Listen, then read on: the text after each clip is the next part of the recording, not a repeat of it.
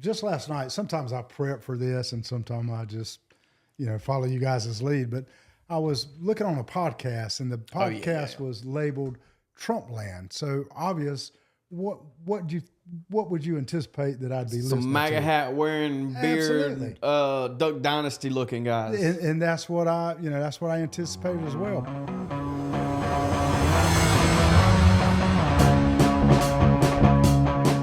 Once I got on there, and then I quickly realized it was so strategic. But these were two gals, and they were extreme liberal. But you didn't know it. You had to glean that throughout the entire podcast.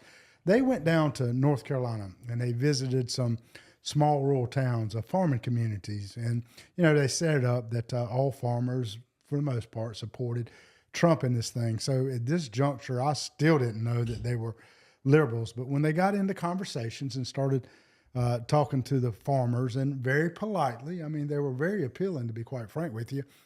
They dealt into the tariffs, and the farmers held the ground, but it became obvious that they were just kind of setting them up, trying to put doubt in their minds. The farmers held the line, but Josh and you and I were talking prior to coming online here.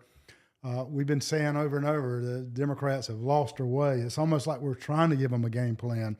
Well, to me, this was a sneak preview and somewhat of a game plan. You've probably never yelled a liberal into coming to your side. That's probably never happened, right? No. Yeah. And nor has a liberal ever yelled you over to their side.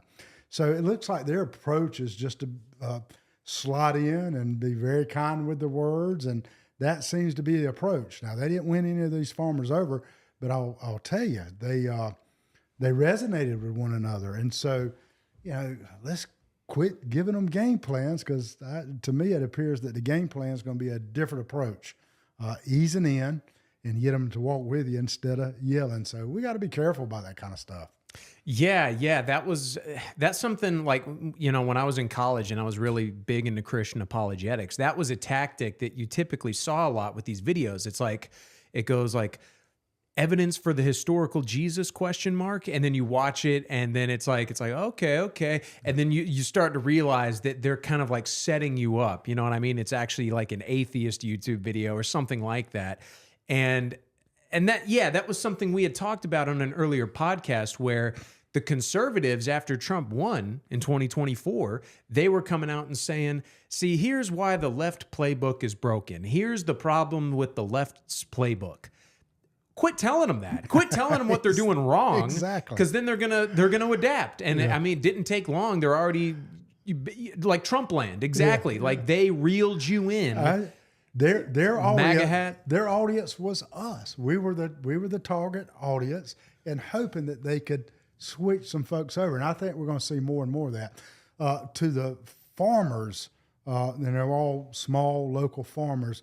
To their credit, though, I mean, they held the line, and because they were the interviewers were saying stuff like, these tariffs, they're really going to hurt farmers more than anybody. Can you believe he's doing this? I mean, that type of talk. But just not to dominate this whole thing, but I was real proud of one of them because they used the analogy. We've all talked till you're tired of hearing cliche that we're going to have to go through some pain to reset. But the farmer used a great illustration. He said, the pain comes up front. And we're no strangers to that. The pain comes in sowing the seed. I mean, that's the back-breaking work.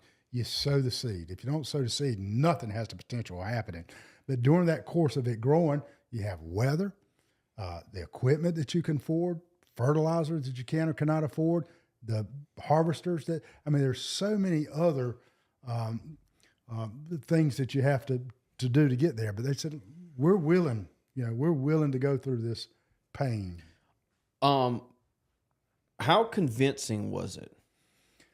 So, not that I'm an expert, but I've been around a block politically, just like at a young age you guys have. I recognized it right away, but I could see, that housewife that's not in tune to all the elements that we are, to go, well, golly, I like that approach. The approach is appealing. It truly is. I ask that because when I think of the left and I think of tactics like that, I don't think many of them can pull it off.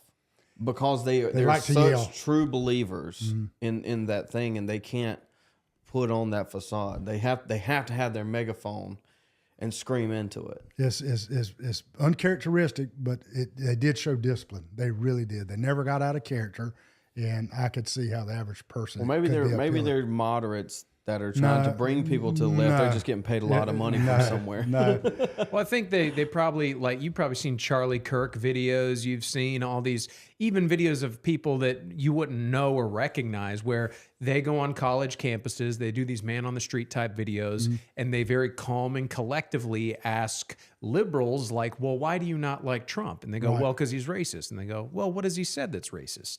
And then they say something's like, well, that's not actually true. And that was actually something you were seeing a lot coming from the right from that time. Yeah. It sounds like that's kind of the tone they were going for. that was going to be my conclusion. You just nailed it, my friend. They took a page out of our playbook, and that's what I was going to end with there. They absolutely have seen how some of our folks have gone out, and that has been effective. But, you know, it is uncharacteristic because even our local social media, I see these liberals on Facebook and Trump's an idiot. I mean, that's just what. And I know these people because it's local social media, and I'm thinking, okay, I know you. I've watched your career. What have you done? I mean, how can you call Trump an idiot with all that he's done? Even the bankruptcies, that's not a negative to me. I mean, don't misunderstand me. Nobody wants to do that, but that's part of business. Look how much he has done. And these folks that are spouting this poison that he's an idiot, that I know, man, they haven't, probably never made over minimum wage, some of them. And I'm not criticizing that. Please don't get me wrong. Right. But they have no history of success. It's like the Jordan Peterson aspect of this thing is you need to clean up your room before you try to fix the world. So true.